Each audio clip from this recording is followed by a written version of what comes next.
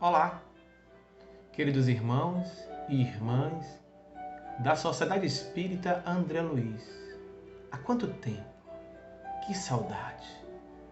Aqui, graças aos recursos tecnológicos da era moderna, diante desse quadro da Covid, ao qual todos nós nos encontramos em isolamento social, eis que surge a tecnologia facilitando, proporcionando este nosso reencontro, ainda que de forma virtual. É uma alegria, é um prazer reencontrá-los, é um prazer imenso.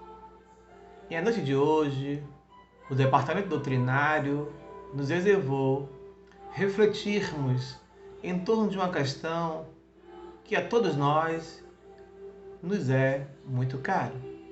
Nos permitam a leitura e diz mais ou menos assim: qual o esforço estou fazendo para domar as minhas más inclinações? Qual o esforço que eu estou fazendo para domar as minhas más inclinações? Essa questão, quando foi proposta pelo departamento, nos remeteu ao Livro dos Espíritos. Lá na terceira parte, onde Allan Kardec vai tratar um subitem chamado do conhecimento de si mesmo, e a questão muito famosa entre nós espíritas, a 919. Gostaria que vocês observassem se não existe uma relação. Veja que a pergunta foi: o que a gente tem feito, né? Foi mais ou menos isso que o departamento colocou, para que a gente possa domar as nossas más inclinações. Eis que o Livro dos Espíritos, na questão 919, irá dizer assim: qual o meio mais eficaz que tem o homem de se melhorar nesta vida e resistir à atração do mal? Qual o meio prático, veja bem, prático, eficaz, não basta ser prático, tem que ser prático e eficaz, que o homem, Allan Kardec perguntou, em tempos modernos poderíamos dizer assim, que o homem e a mulher têm de se melhorar nesta vida e, sobretudo, de resistir à atração do mal. Resistir à atração do mal. Aqui, meus irmãos, a gente começa a reflexionar na perspectiva de que resistir à atração do mal. Ora, se nós temos que resistir à atração do mal, é porque ainda o mal em nós habita. O mal ainda em nós existe. Porque senão nós não teríamos nenhuma necessidade de resistir, criar uma resistência para não ser atraído, lei de atração, a esse mal. E se nós somos ou formos atraídos ao mal, significa dizer que há uma sintonia nossa para com esse mal. Mas Allan Kardec pergunta qual é o meio mais prático, qual o meio mais eficaz. E a resposta dessa questão 919 é uma das respostas mais curtas que nós temos também. Não é curtíssima, mas é curta. Então irá responder para a gente. E eu gosto muito de falar, até costumo brincar em nossos encontros, quando eu digo assim: um sábio da antiguidade já vulu dizia. Ninguém anda dizendo vulu dizia por aí afora, né? Mas a resposta é essa. Um sábio da antiguidade já vulu dizia. E o que é que ele dizia para nós? Conhece-te a ti mesmo. Quer dizer então que a chave para que a gente possa... A chave é um meio, né? Esse meio mais prático e eficaz que nós temos de nos melhorarmos nesta vida, enquanto homens, enquanto mulheres, para que a gente possa resistir à atração do mal, é o conhecimento de si mesmo. Observe. Então a chave do progresso, a chave dessa resistência, a chave da mudança, da transformação, é o conhecimento de si mesmo. Interessante, né? Curioso. E tem uma relação diretamente proporcional com a questão que foi proposta pelo Departamento Doutrinário da Sociedade Espírita André Luiz. Pensando sobre isso, então imaginávamos assim, de que maneira nós poderíamos abordar essa perspectiva, né? O que é que eu tenho feito para me transformar? O que é que eu tenho feito para resistir a esse mal? Ou, respondendo a questão do Livro dos Espíritos, a 919, qual o meio mais prático, qual o meio mais eficaz que nós temos ou teríamos para resistir a essa atração do mal? Um sábio já dizia que é o conhecimento de si mesmo. Mas Allan Kardec diz, então, na questão 919A, que esse conhecimento de si mesmo é muito vago. Como é que seria? De que forma? E aí Santo Agostinho irá responder para todos nós, para que nós possamos fazer que nem ele fazia quando ele estava na existência física, como Agostinho. Todos os dias ele deitava a cabeça no travesseiro e se perguntava se fez tudo bem, se praticou algum mal. Fazia uma reflexão, né, a respeito do seu dia. Perguntava a si mesmo, então, se ele teria que pedir perdão a alguém, ou de desculpar ou perdoar alguém. Então era um momento de solilóquio, um momento de um colóquio, um diálogo consigo mesmo, uma reflexão, um momento de mergulho interior. Mas, pensando sobre isso, como a gente poderia encontrar em Jesus, de maneira prática e eficaz, na sua experiência, na sua existência enquanto Jesus, no seu exemplo, quando ele aqui teve para nos apresentar a boa nova, as boas notícias. E refletindo sobre isso, então, nós imaginávamos e temos a certeza que existe uma bússola que é aquela que vai ditar, vai indicar o caminho, um meio seguro, já que é um meio eficaz e prático. Então nós consideramos esse meio eficaz e prático, claro, o autoconhecimento, mas usando um outro instrumento que seria o próprio Evangelho. Eis então que o Evangelho é a nossa bússola para que isso possa acontecer. E nessa busca com essa bússola chamada Evangelho, nós iremos percorrer uma estrada. E nós escolhemos ou elegemos 4 caminhos que pudessem servir de modelo, de exemplo, para que nessa noite nós pudéssemos refletir a respeito desse meio mais prático, desse meio eficaz, para que a gente possa resistir ao mal, nos transformar e nos modificarmos. Então vamos imaginar agora um mapa da Palestina na época de Jesus. E esse mapa da Palestina, como todo mapa, ele tem um norte, ele tem um sul, ele tem um leste, ele tem um oeste. E nós elegemos então 4 cidades. Seria então Damasco, que seria o nosso norte. O nosso sul então seria Jerusalém. O nosso oeste seria Emaús. E o nosso leste seria Jericó. Vamos começar então com o nosso norte, a caminho de Damasco. E aqui nós iremos nos referir, ou tomar como referência nessa nossa bússola, Atos dos Apóstolos, em seu capítulo 9, onde vai narrar o momento em que encontrava-se na estrada de Damasco o nosso grande apóstolo dos gentios, o nosso Paulo de Tarso. Mas vamos lembrar que Paulo, antes de ser Paulo de Tarso, isso é comum, já conhecido entre nós cristãos, católicos, evangélicos e naturalmente entre nós espíritas, que Paulo, antes de ser Paulo, ele fora Saulo. E quem era Saulo? Vamos fazer uma breve lembrança, uma breve recapitulação. Saulo era um homem rico, era um homem de poder, era um homem filho de uma linhagem que foi criado para ser um rabino, portanto ele iria ser uma espécie de pastor, que é o rabino, né?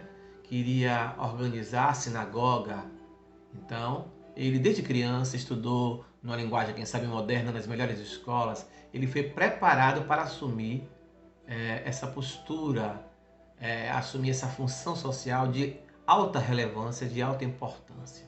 Sempre estudou e conhecia a Torá, que é o livro sagrado dos judeus. Aliás, aqui nós vamos nos referir, por questão de curiosidade, sei que a maioria de nós conhecemos e sabemos, mas não custa nada, sempre tem alguém entre nós que precisa de um alento, de uma direção.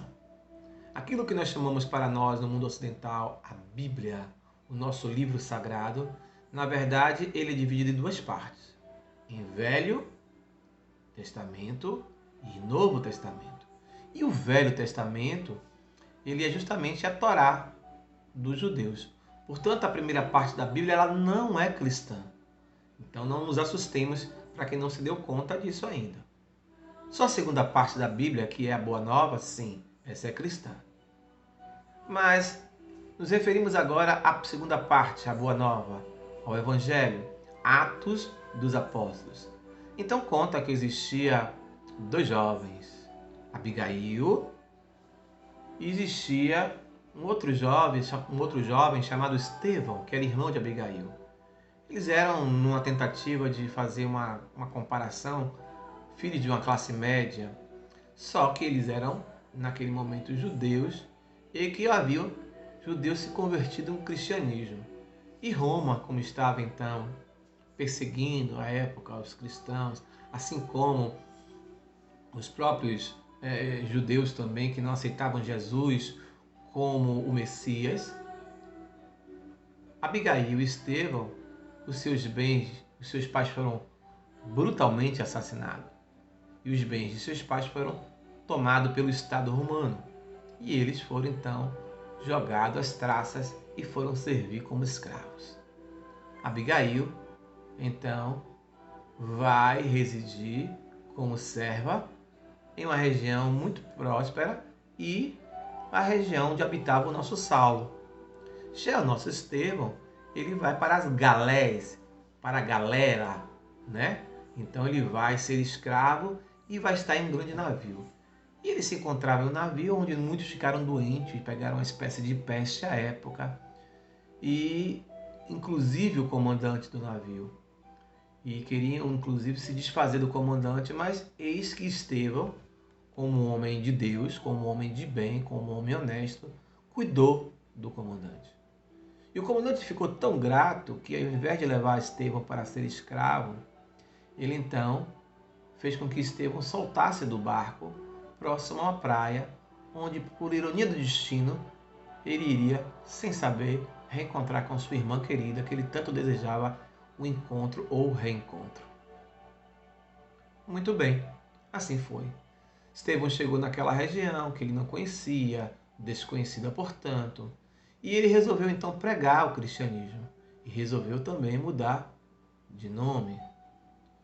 Então naquele momento ele não se chamava Estevão, né?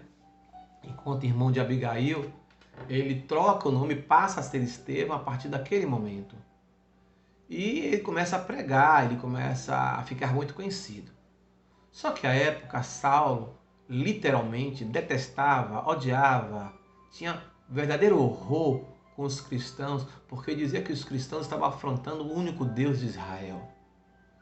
E ele ouviu falar em Estevão. Então, Estevão falava sobre o Cristo, falava de um Deus diferente, de um Deus amor, de um Deus que perdoava. E há um momento em que Estevão ele é aprisionado e é levado justamente para que pudesse, para um doutor da lei julgá-lo, que era o nosso Saulo. Acontece, porém, que Saulo, voltemos agora um pouco no tempo e no espaço, ele lá atrás, muito antes de tudo isso acontecer, ele conhece essa jovem bela, bonita, mulher honesta, que era Abigail. Ele se apaixona e ele resolve se casar com Abigail. E Abigail também se apaixona por ele. E ela faz um pedido a ele. Ela diz que foi separada do irmão, se ele poderia ajudá-la, que ela pudesse encontrar o seu irmão ou reencontrar o seu irmão. E ele disse, claro que sim, um homem apaixonado, mas um homem de poder também. Ele disse que iria fazer. Mas o tempo passa e a ironia do destino vai fazer com que Estevão seja preso e seja levado a julgamento. E naquele instante, quando ele é levado a julgamento, Abigail está próxima e ela reconhece o irmão dela. E ela vira então para Saulo e disse, Saulo, você lembra que eu lhe falei do meu irmão? Eis o meu irmão, esse é meu irmão. E naquele momento então, o nosso querido Saulo, homem orgulhoso, não fez o que Abigail solicitou. Ele então fez o que mandava a lei da época, que apedrejasse. E assim Estevão foi apedrejado, inclusive pelo próprio Saulo, até a morte. Abigail ficou triste, chorou e, claro, ela passou a odiar, naquele momento, ainda que momentaneamente, ao nosso querido Saulo. E Saulo, que já tinha raiva dos cristãos, com mais raiva ainda ficou. Claro, com muita raiva ele ficou. Perdeu a sua querida que ele iria desposar. Ele resolve então agora ir à caça, de qualquer jeito, do cristão mais famoso da época, depois de Jesus naquela região. Jesus, nessa altura, já tinha voltado para a pátria espiritual. E estamos nos referindo a Ananias. Saulo, então, em comitiva, vai em busca de Ananias no caminho de Damasco. E no caminho, eis que acontece um momento, conforme Atos dos Apóstolos, muito curioso. Uma luz muito pulsante, brilhante, recai sobre os olhos de Saulo. Ele está montado num cavalo. E como se diz aqui na Bahia, literalmente ele cai do cavalo com aquela luz forte que incendiu sobre os seus olhos. E quando ele caiu, ele ficou atordoado. E aquela luz foi ficando forte, tomando uma forma profunda. E era a forma do Mestre Jesus. Então aquele célebre encontro que a gente já ouviu falar, aquela voz profunda vai dizer, Saulo, Saulo, Saulo, por que me persegues? E ele estranha, eu lhe persigo? Quem és tu? E ele disse, eu sou Jesus. Mas nessa altura Jesus já havia desencarnado no madeiro, já havia sido crucificado. E Saulo então é tomado de espanto, de admiração. Então, você existe mesmo? Porque ele não conhecia Jesus fisicamente. Sim, Saulo, sou eu. E naquele momento, tomado pelo amor de Jesus e por aquele fenômeno que aconteceu, Saulo então vai dizer, Senhor, que quer tu de mim? E faz uma pergunta. Jesus então identifica em Saulo aquele que seria o responsável pela grande divulgação do cristianismo. Então ele dá algumas orientações para Saulo e que Saulo fosse para uma hospedaria, porque em breve ele ia ter outras orientações que ele iria mandar alguém procurá-lo. Saulo conversa, dialoga, a luz reduz e Saulo fica sem enxergar, fica cego, momentaneamente. Mas sentiu alguns companheiros que estavam com ele. E aí ele diz, vocês viram o que aconteceu? Ele diz, Senhor, vimos que o Senhor conversou e muito, mas sozinho, não tinha ninguém. Saulo disse, não, impossível, eu conversava aqui e dizia, e os homens disseram não. Então Saulo solicita que ele vá, eles deixem Saulo até uma hospedaria mais próxima, e os homens deixam, voltam à sinagoga, e chegando lá dizem que Saulo está louco. Aqui é importante a gente fazer uma reflexão, antes de continuar as nossas reflexões, de que todo aquele que conhece a verdade, se pensa que conhecendo a verdade, e eu me permito aqui agora uma obra muito bacana, essa obra aqui chamada Iluminação Interior, pelo Espírito João de Anjos, em seu capítulo Despertamento para a Verdade. Ilude-se todo aquele que supõe que o encontro com a verdade irá impedir-lhe de ocorrências, de problemas e de desafios existenciais na jornada da evolução. Engana-se quem pretende viver experiências elevadas sem lutas do cotidiano, em razão de sua vinculação com o espírito da verdade. Desperdiça tempo o indivíduo que acredita estar livre do sofrimento somente porque se voltou para as lições libertadoras da verdade. E todo o texto, então, meus amigos e meus irmãos e minhas irmãs, em torno dessa ilusão que muitos de nós temos. Por exemplo, a casa espírita, muitos de nós buscamos para nos melhorar, mas a gente vai buscando como se fosse uma outra agremiação espiritual que existe aí fora, que é pare de sofrer. Esta religião promete que quem entrar ali, quem se converter, vai parar de sofrer. Nós espíritas não prometemos isso e nenhuma casa espírita poderá prometer isso para ninguém. Conforme o texto de Joana, a gente está vendo que quanto mais a gente conhece a verdade, mais robusto moralmente a gente vai ficando para ficar resistente a passar por aquilo que nós precisamos ou necessitamos passar. E conhecer a verdade é compreender que vivemos em um planeta que é transitório, um planeta de provas e expiações. E que na vida, na Terra, não existiu uma pessoa sequer que por ela passou e não passou por um tipo de sofrimento. Até Jesus passou por perseguição. Perseguição, abandono, sofrimento, a sua própria morte no madeiro infeliz nos prova isso. A negação do seu melhor amigo, Pedro, o abandono dos seus irmãos. Então veja, tudo Jesus passou. Se Jesus, que é nosso modelo e guia, passou por tudo isso, imaginemos nós outros. Voltemos então à nossa estrada de autoconhecimento, da busca de uma ferramenta eficaz, de uma ferramenta que possa nos livrar das más tentações aqui na Terra. Então, naquele momento, Saulo se encontra na hospedaria, aguardando. Os homens voltam à sinagoga e fazem a crítica que Saulo enlouqueceu. Porque somos assim. Muitos de alguns amigos nossos só estão conosco no momento que nós estamos bem. Em outros momentos nos abandonam. E lá se encontrava. Enquanto isso, Jesus foi buscar Ananias e disse a Ananias: Ananias, você terá que ir até a hospedaria que lá Saulo está. Ananias disse: mas Senhor, ele quer me matar. Pois é, Ananias, mas você vai lá. Você vai lá e vai dizer isso. E aí dê as orientações para Ananias. Mas Senhor, vá, Ananias. E Ananias foi, com medo, porque estava desenvolvendo a sua fé. E chegando lá, Saulo estava cego, Ananias sabia, porque Jesus avisava. Bateu a porta, adentrou, e Saulo disse: quem és tu? Ele nunca tinha ouvido a voz, nem sequer naturalmente visto, e agora que não iria ver mesmo. E naquele momento, Ananias apresenta: sou Ananias. Saulo se assusta. Mas eu vim lhe perseguir, eu vim à carta de você. Ele fez: pois é. Mas eu vim aqui que o mestre mandou e disse: você tem uma missão. E explicou tudo para Saulo.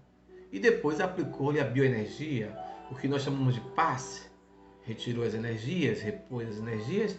E naquele momento, claro que Saulo não estava cego, era um fenômeno espiritual, perispiritual. E naquele momento, as escamas perispirituais foram retiradas e Saulo voltou a enxergar. E claro que ficou feliz da vida, tomando aquilo como um milagre, digamos assim, numa outra linguagem. Saulo então se converte a partir daí? Não. Aí começa a sua conversão. Desse dia em diante, Saulo então, ele resolve abandonar os seus bens e resolve mudar o seu nome. Deixa de ser Saulo para ser Paulo. E faz de novo a mesma pergunta: Senhor, que queres tu de mim? E Saulo então vai para o deserto físico, literalmente, passar 7 anos em meditação, em reflexão, em autoanálise profunda na questão 919 do Livro dos Espíritos. Vai passar a revista toda a sua existência física como Saulo. Repensa a sua vida e vai viver de tapeçaria, porque ele aprendeu esse ofício desde sempre. Era um homem rico, abandonou a riqueza. E aí é que ele se converte 7 anos depois do encontro de Jesus e vai ter outra massagem muito importante que se encontra na carta de Gálatas 20, quando ele diz: não sou eu mais que vivo, mas é o Cristo que vive em mim. Meus irmãos, minhas irmãs, uma das ferramentas, um dos meios mais práticos e eficazes para que a gente possa não ser arrastado, atraído ao mal, é justamente a conversão. A estrada de Damasco, então, portanto, tem esse símbolo, é a conversão. Senhor, que queres tu de mim? E você, meu irmão? E você, minha irmã? Já perguntou a si mesmo? Já perguntou ao Senhor o que Ele quer de você? Sigamos, portanto, nessa bússola, nesse caminho, nessa estrada, nessa busca de um meio prático, de um meio eficaz. Já encontramos o primeiro instrumento, a primeira ferramenta, que é a conversão na estrada de Damasco. Então, se temos o norte, nós também temos um leste. E o nosso leste é justamente a cidade de Jerusalém. Conta aqui então, naquele momento, na estrada de Jerusalém, encontrava-se um homem que passava por ali e ele foi saqueado, assaltado, vilipendiado, maltratado, e foi retirado tudo seu materialmente e fisicamente ele foi maltratado e violentado. Jesus vai narrar que naquele momento, por aquele espaço, passa um levita, passa um doutor da lei, passam várias pessoas, homens de bem, e todos passam de largo, passam batido, não auxiliam, não fazem nada. Quando de repente, um homem oriundo de origem da Samaria, a Samaria era uma das 12 tribos de Judá. E entre as tribos dos judeus, era a tribo que as pessoas menosprezavam, porque os samaritanos se misturavam com outros, então deixavam a casta impura. Eles eram muito curtidores numa linguagem moderna. E por conta disso, não eram bem aceitos, bem queridos pela sociedade judaica de então. Mas esse samaritano que passa e vê esse homem largado, vilipendiado, assaltado, violentado, é o único que, tomado de compaixão, para e não pergunta para o sujeito: és preto? És branco? És gordo? És espírita? És ateu? Candomblessista? Budista? Homem? Mulher? Rico? Pobre? Não. Tomado de compaixão, ele naquele instante então vai colocar em prática aquilo que nós chamamos de empatia, de colocar-se no lugar do outro. O sujeito então samaritano se aproxima do sujeito que foi assaltado, vilipendiado, cuida das suas feridas, pega o samaritano que estava viajando, o seu cavalo, um unguento, e aí vai cuidar daquelas feridas. Pega a atadura e cuida dos ferimentos, pega o vinho, dá, depois carrega, coloca o homem sobre o seu cavalo e vai até uma hospedaria perto. Diz: hospedeiro, eu preciso dar continuidade à minha viagem. Eu gostaria que você cuidasse desse homem. Tome aqui algumas moedas, caso precise. E se usar além mais do que essa, na volta eu vou lhe restituir. Mas cuida bem desse homem. E vai embora. É o maior exemplo de caridade, segundo Joana, que Jesus nos legou. Por quê? Porque dá com a direita sem que a esquerda veja, porque é cuidar do outro sem perguntar qual a sua origem, se é hétero, se é homo, se é rico, se é pobre, se é preto, se é branco, se é homem, se é mulher, se é ateu, se é religioso, pouco importa. Então é o exemplo de caridade por isso. E sobretudo porque partiu de alguém que era considerado pela sociedade um sujeito de má vida. Então, qual o meio mais prático, mais eficaz? O primeiro é a conversão. Mas não basta nos convertermos. Agora que conhecemos a verdade, que nos convertemos, nós precisamos praticar. E a prática é a caridade. Portanto, tomemos a nossa estrada de Damasco, a conversão, mas sigamos então em frente na nossa estrada, no nosso leste, e tomemos então a nossa Jerusalém, a caridade. Nessa caminhada, nessa estrada, se o nosso norte foi Damasco, a conversão, se o nosso leste foi Jerusalém, a caridade, busquemos agora o nosso sul. Toda bússola tem um sul, e o nosso sul é a cidade de Jerusalém.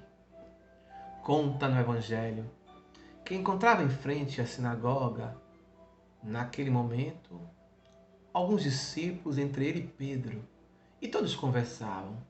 Jesus se aproximou e eles disseram: Senhor, que bom que o Senhor apareceu aqui. e quem sabe na linguagem do baianês disseram: estávamos falando do senhor, o senhor não morre mais. Ah, é? O que vocês estavam falando? É que o povo estava falando do senhor. O povo fala muito. E o que o povo dizia de mim, Pedro?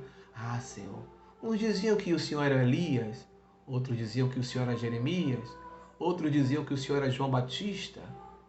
Então a gente fica claro nesse momento aí para todos nós, em primeiro lugar, que se eles perguntavam ou se eles atribuíam que Jesus teria sido Elias, até mesmo João Batista, que era primo de Jesus e que tinha pouco tempo que morrera, mas o povo fala demais e inventa, então o povo tinha uma ideia da reencarnação.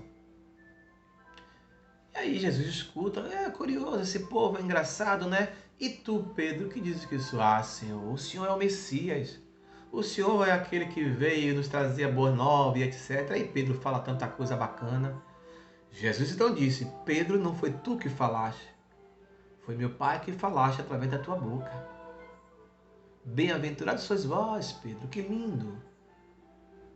Mas Jesus prosseguiu o diálogo e disse que era chegado o momento em que o Filho do Homem, ele agora, sendo o Filho de Deus, mas sendo o Filho do Homem, haveria de dar continuidade à sua missão e era chegado o momento do grande sacrifício. E os discípulos disseram, não. Sobretudo Pedro, não, Senhor, o Senhor não vai. E Pedro disse para ele não ir, tentou então segurar Jesus, e Jesus, minutos depois que disse, bem-aventurados sois vós, porque não foste tu que falaste, mas meu Pai que usou a tua boca, naquele momento Jesus vai dizer para Pedro, afasta de mim, ó Satanás, porque queres tirar a minha estrada, o meu destino para o qual eu vim à terra. Que curioso isso. E Pedro então ameaça, dizendo que não. Então Jesus disse, se você continuar, você não estará comigo no reino dos céus. Aí Pedro aí, por uma chantagem, naquele momento cala-se. Mas eis então, qual o meio mais prático e eficaz para que a gente possa não ser atraído pelo mal aqui na terra? Qual o meio prático e eficaz? Primeiro, a estrada de Damasco, conversão. Qual a segunda ferramenta?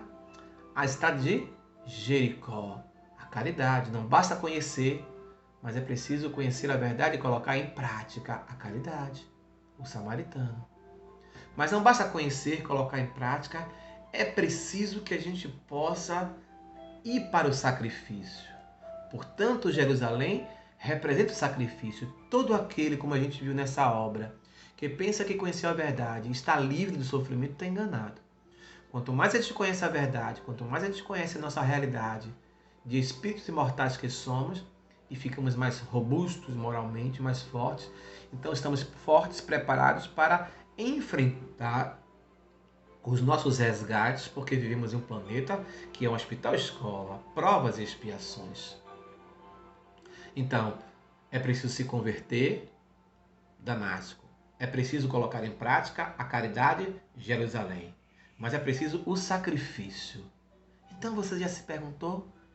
Você já fez o seu sacrifício, mas não é o sacrifício da fogueira santa, do dinheiro, mas é o sacrifício do silêncio, do perdão, o sacrifício de deixar de fazer uma coisa do mundo para fazer uma coisa espiritual. A evangelização do teu filho, a tua evangelização, a tua transformação através de uma reunião doutrinária. E agora, durante a pandemia, você tem assistido, de fato, as palestras virtuais, ou quando a pessoa começa a falar e você não gosta, você desliga e você não quer assistir?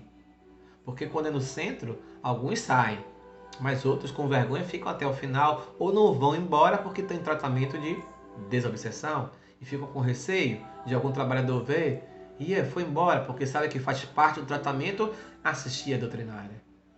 Então qual o sacrifício? Qual o meio mais prático e eficaz para a gente não se arrastar ao mal ou ser atraído pelo mal? Damasco. Conversão. Jerusalém. Prática. Caridade. Ou desculpem. Jericó. Prática. Caridade. E depois, sacrifício. Jerusalém. Norte. Damasco. Leste. Jericó. Prática. Caridade. Sul. Jerusalém. Sacrifício. Temos um norte, um sul, um leste. Precisamos de um oeste. E oeste é a estrada de Emaús. Conta que depois do desencarne infame no madeiro de Jesus, os discípulos ficaram atordoados, se sentiram apunhalados, se sentiram abandonados, ficaram com um complexo de abandono. O mestre que falava sobre isso, e já tinha 3 dias que Jesus havia desencarnado, e não deram a notícia. Aliás, ele deu notícia, mas eles não quiseram acreditar. E a primeira notícia veio por Maria de Magdala, uma prostituta. Mas o preconceito por ser uma prostituta, um preconceito por ser uma mulher, eles não aceitaram. Jesus não escolheu sequer Maria de Nazaré, sua mãe, mas ele escolheu uma pecadora para se apresentar, para que a gente pudesse perceber qual é a nossa missão aqui na Terra. É como se nesse momento também fosse Jericó, a prática do bem. Então, depois que eles ficaram atordoados e estavam alguns indo na estrada de Emaús, eis que de repente surge um estranho, um estrangeiro. Mas estranho e estrangeiro, literalmente, com as vestimentas coberto de capuz, e perguntando: vocês estão atordoados? O que está acontecendo? Ele: você não soube? Eles continuam na sua estrada? E soube de quê? Jesus. Ele: que Jesus? Eles narram para o estranho quem foi Jesus, que foi sacrificado, etc, etc, etc. E aquele momento, então, o homem vai seguindo, vai seguindo.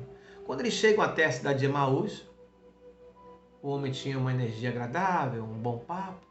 Eis que aqueles homens que estavam sendo acompanhados por ele convidou para ceiar. E quando foram ceiar, por gratidão, deram a ele para que ele pudesse repartir o pão. Quando ele pegou aquele pão e começou a partir, naquele instante, então, a roupa desceu os braços e viu, então, as marcas da cruz, do prego. E olharam e reconheceram o capuz, caiu. Senhor, és tu, Jesus? Sim, alegrai-vos, sou eu. Então, qual é o ensinamento de Emaús? Que não basta a conversão, não basta a prática da caridade, não basta o sacrifício, mas é preciso o acompanhamento. Toda vez que a gente faz o bem para alguém, a gente precisa estar sempre fazendo a manutenção desse bem, o acompanhamento. Foi o que Jesus fez, esse retorno em Emaús. E depois, naquele momento dos 500 da Galileia, quando ele retorna também, e que todos começam a falar línguas, naquele instante, Jesus então está dizendo: olha, eu vim e matei a morte. A morte não existe, porque ele foi crucificado e mostrou que a vida é eterna e que de fato estamos aqui no mundo de passagem.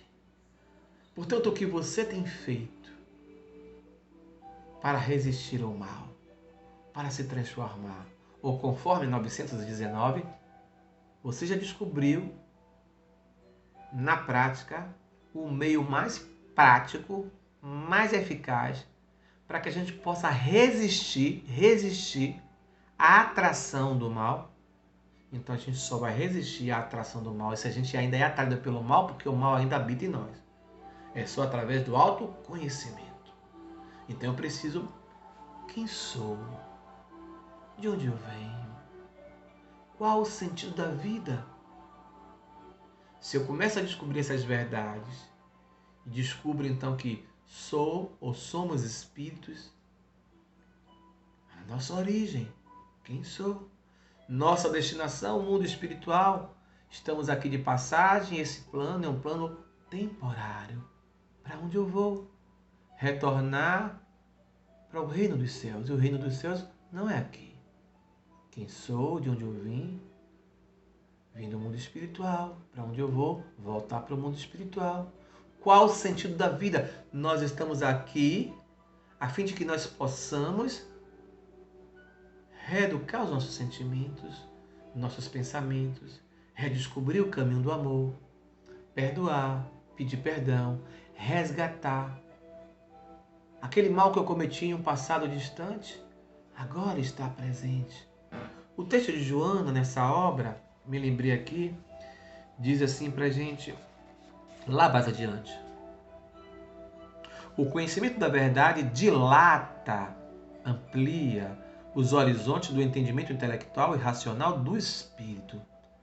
a fim de que se possa aplicar ao dever essencial, ao invés de deter-se nas banalidades que procura transformar em fundamentais a felicidade. Então, quando a gente descobre o sentido da vida, que sou um ser espiritual, que estou aqui para reeducar, não estou aqui para pagar nada, mas para resgatar. Então eu começo a perceber que existem coisas que são banais, que eu chamo de felicidade, mas que são felicidades temporárias, que não vale a pena perder tempo com isso. E sim buscar o verdadeiro sentido. Ao mesmo tempo convoca a mente, diz o texto para a gente, convoca a mente à introspecção, à viagem silenciosa que leva ao autodescobrimento, de maneira a selecionar o que é fundamental e o que é secundário durante o périplo carnal, durante a experiência na carne. Então, quanto mais a gente conhece a verdade sobre nós enquanto seres espirituais, ficamos fortes para suportar e resgatar os erros do passado, mas ao mesmo tempo também somos convidados a um silêncio, a um solilóquio, a uma meditação profunda, a uma reflexão e a pensar. Não pensar por pensar, mas pensar na prática é a 919A de O Livro dos Espíritos. Se a pergunta é qual o meio mais prático e mais eficaz para que a gente possa resistir à atração do mal, e a resposta é: um sábio da antiguidade já vos dizia, conhece-te a ti mesmo. E a gente apresentou aqui agora como ferramenta para esse autoconhecimento a conversão, a prática do bem, a caridade, o sacrifício, o momento da crucificação, a conversão. Senhor, que queres tu de mim? Descobri, não sou eu mais que vivo, mas é o Cristo que vive em mim. Conversão, a prática, a parábola do bom samaritano. Não basta conhecer, mas praticar o bem. Nesse momento que Jesus conta essa parábola, lembram?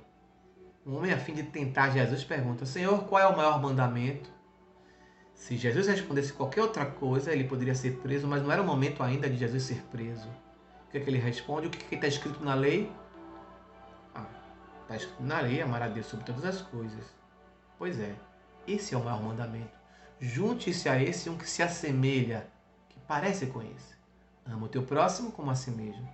O homem, então, a fim de tentar Jesus: e quem é meu próximo? Eis então que Jesus conta a parábola do bom samaritano.